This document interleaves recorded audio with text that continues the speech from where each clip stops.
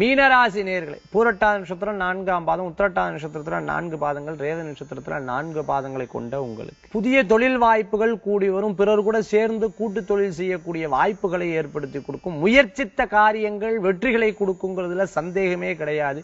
குலதெய்வ வழிபாடு, தெய்வீக வழிபாடுக்கு இன்றைய தினம் சிறப்பான தினமா இருந்து கொண்டிருக்கும்.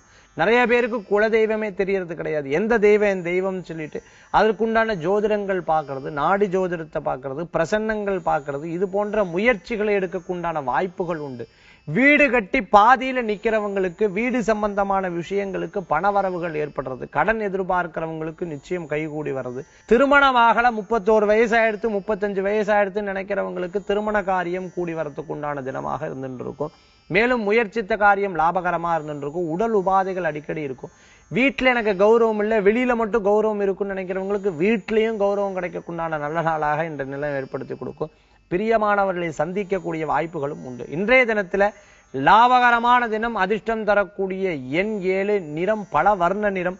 வழிபாட்டுக்குண்டான தெய்வம் விநாயகர் வழிபாடு, துணை நிற்கும் வழிபாடு.